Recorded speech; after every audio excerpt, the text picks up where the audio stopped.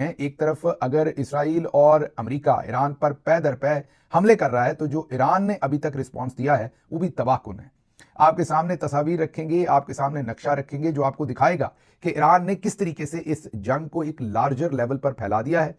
सदर ट्रंप कह रहे हैं कि वो तैयार हैं मुज़ाकरात के लिए या मुज़ाकरात चाहते हैं, लेकिन आगे से ईरान इस वक्त कह रहा है कि वो मुज़ाकरात नहीं करना चाहते।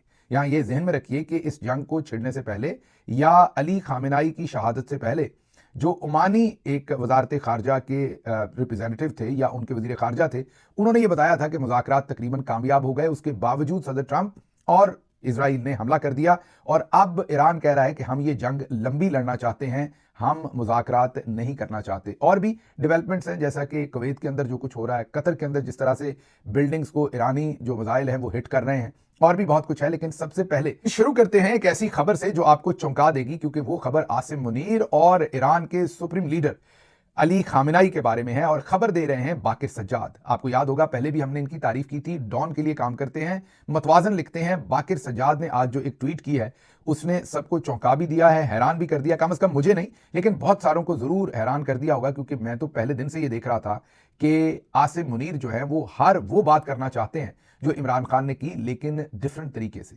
मीन ऑब्जेक्टिव डिफरेंट है, लेकिन वो लगना इमरान खान चाहते हैं, लेकिन ऑब्जेक्टिव उनका इमरान खान से मुकम्मल अपोजिट है। तो बाकिर सज्जाद आज जो ट्वीट करते हैं वो बहुत ही मानीखेज है। वो लिखते हैं कि मुझे राहबर के एक मोतमिद ने बताया, राहबर यहां पर वो अली खामेनाई शहीद को कह रहे हैं, वो कह रहे हैं कि उनके एक मोतमिद बहुत ही करीबी एतमाद वाली शख्सियत ने उनको बताया कि पाकिस्तानी फौज के सरबराह, नाम उन्होंने नहीं लिखा, जाहिर है आसिम मुनीर की बात हो रही है, पाकिस्तानी फौज के सरबराह चंद माह पहले उनके पास आए जब पाकिस्तान ईरान और अमेरिका के दरमियान राब्ताकार का किरदार अदा करना चाह रहा था। याद कीजिए, जब हुकूमत थी तो इमरान खान साहब ने भी सऊदी अरब और ईरान के दरमियान सुलह करवाने की, बातचीत करवाने की, मीडिएट करवाने की कोशिश की थी। लेकिन आपको पता है कि वो ऑब्जेक्टिव क्या था कि मुस्लिम वर्ल्ड के अंदर जो कॉन्फ्लिक्ट है वो बातचीत से रिजॉल्व हो जाए, और ये जो डिवीजन है इससे इसराइल और दूसरे ममालिक फायदा ले रहे हैं। इमरान खान का नजरिया तो यही था कि ये मामला जो है वो मुस्लिम दुनिया के अंदर ही रह जाएं और भाईचारा बढ़े, एक बेहतर तरीके की हम आहंगी हो, और ये जो जंगें और करवाई जाती हैं या की जाती हैं या लड़वाया जाता है,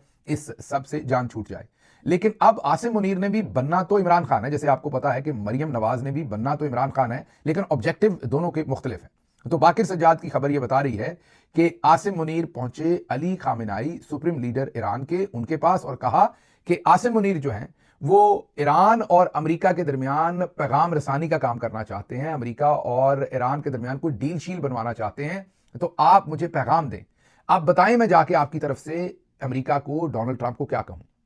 तो उस पर बाकिर सज्जाद बताते हैं कि जनरल साहब ने राहबर से ट्रंप के लिए पैगाम लेना चाहा या वो चाहते थे, मगर राहबर ने इसरार किया कि पाकिस्तान ईरान बाहमी ताल्लुकात मजबूत होने चाहिए।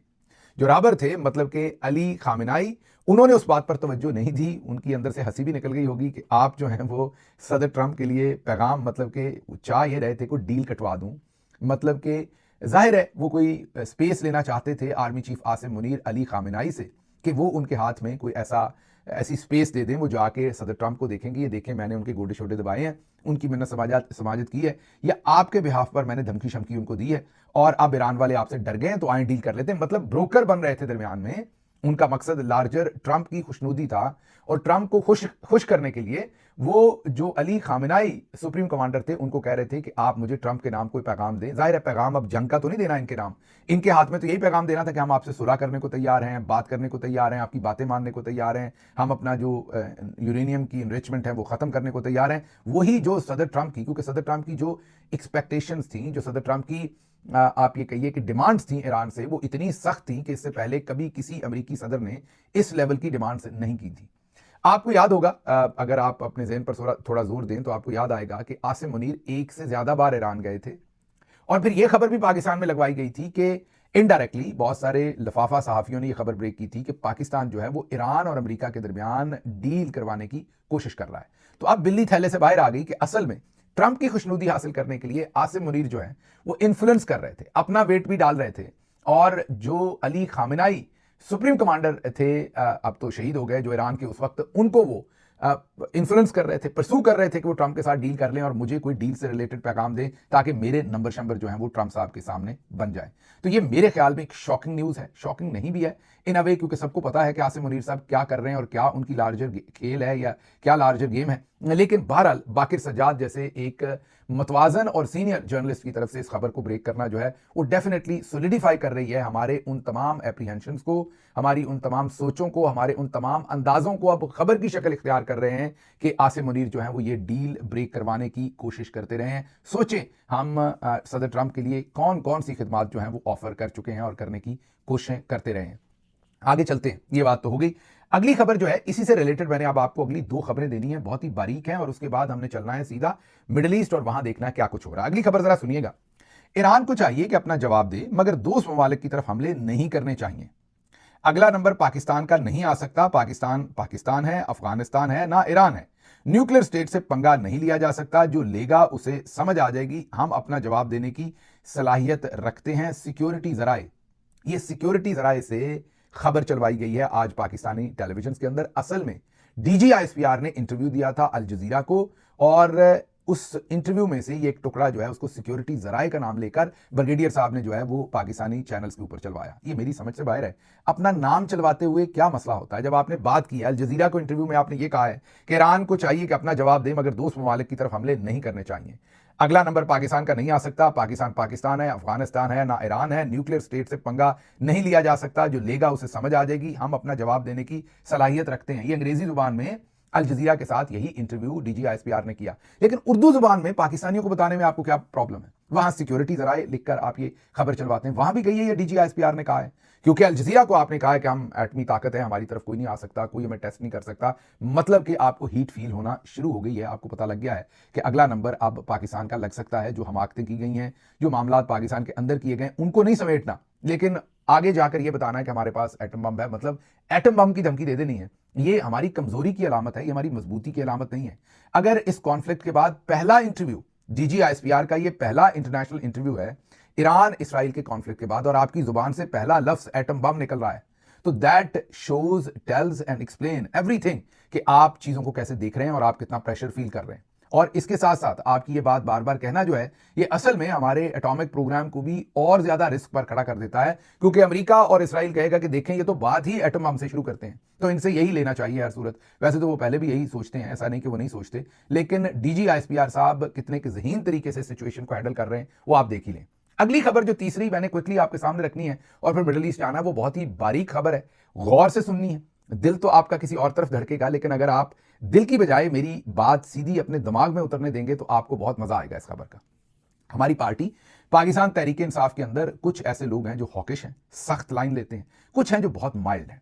गौहर खान साहब जो है वो बहुत ही माइल्ड पर्सनैलिटी हैं। आपको पता है कॉन्फ्लिक्ट्स की तरफ कम जाते हैं, सुलह की तरफ ज्यादा जाते हैं, ठंडी मीठी बातें करने की तरफ ज्यादा जाते हैं। लेकिन आपके लिए हैरानी की बात होगी कि जब भी अमेरिका से रिलेटेड कोई ऐसा काम होता है जिसमें पाकिस्तान के अंदर किसी फोर्स ने यह दिखाना है कि हम अमेरिका के खिलाफ खड़े हैं, वो भले याद कीजिए एक दफा कौमी असेंबली के अंदर अमेरिका मुर्दाबाद, पहले भी मैंने कहा था पाकिस्तान में लोग ऐसे ही मुर्दाबाद मुर्दाबाद कहते रहते हैं, उसकी मतलब और ट्रांसलेशन को अक्सर नहीं समझते। पाकिस्तान में काउंसलर का भी इलेक्शन हो ना गली मोहल्ले में, तो वो कहेंगे शहबाज गिल मुर्दाबाद, शहबाज गिल मुर्दाबाद। उधर काउंसलर का इलेक्शन अगर शहबाज गिल लड़ रहा है, सामने कोई मोहम्मद रफीक है, तो मोहम्मद रफीक वाले शहबाज गिल को मुर्दाबाद कह रहे होंगे, शहबाज गिल वाले मोहम्मद रफीक को मुर्दाबाद कह रहे होंगे। वो ऐसा ही है, नारा ऐसे ही बनाया हुआ है जैसे नामंजूर है, हमें कबूल नहीं है, ये बंदा अच्छा नहीं है।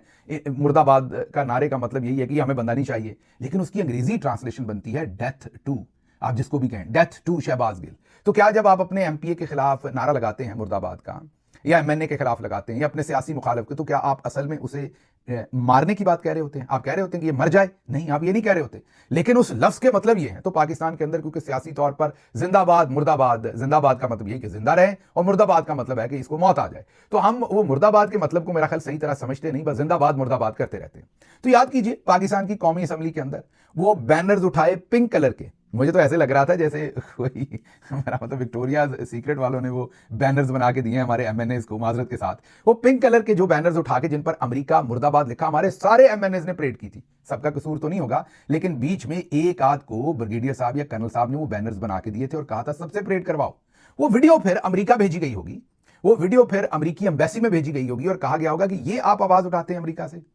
आपके कांग्रेसमैन, आपके बहुत सारे लोग वहां से कहते हैं इमरान खान के साथ इंसाफ करो। ये देखिए उसकी पार्टी कह रही है डेथ टू अमेरिका, अमेरिका ही मर जाए पूरे का पूरा, वो ये कह रहे हैं।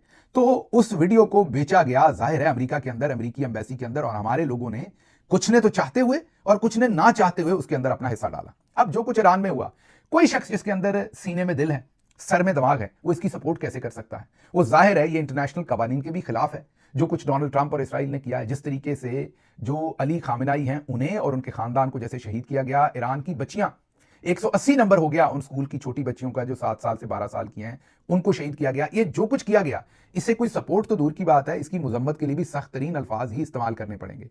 तो सबसे पहले तो ये समझिए कि मैं समझता हूं कि ये इनजस्टिस है, इसकी मुजम्मत भी करनी चाहिए, इसके खिलाफ एहतजाज भी करना चाहिए। लेकिन आप जरा गौर कीजिए कि पाकिस्तान तहरीक इंसाफ के कोई हॉकिश लोग ये काम नहीं कर रहे।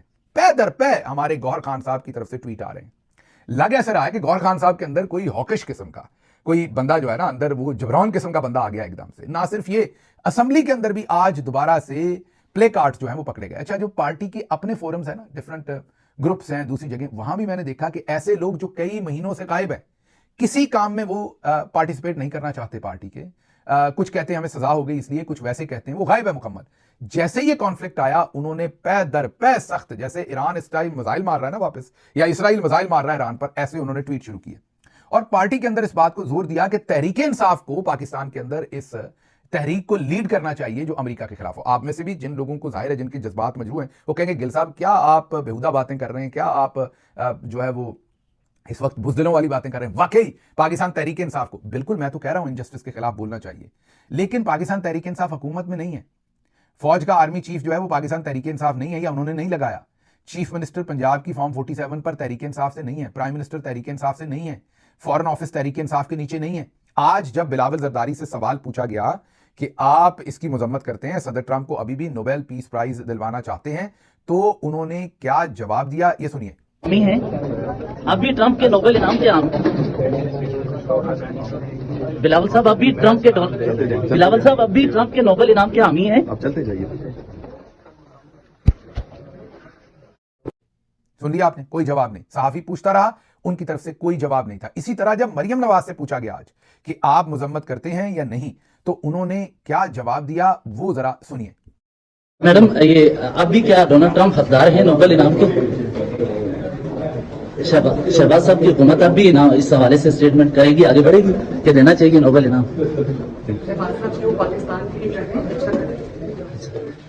और दूसरा ये कि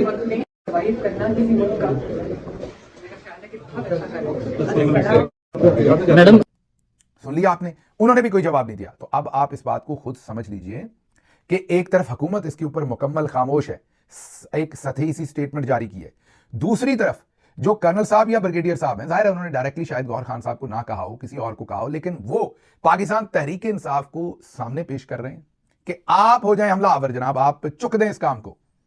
और आज असेंबली के अंदर भी ये करवाया गया। ट्वीट्स भी अगर आप गौहर खान साहब जो अमूमी तौर पर हॉकिश नहीं है, बड़े मुलायम पर्सनैलिटी के, उनके बड़े सख्त ट्वीट हैं इस सारे मामले के ऊपर। आज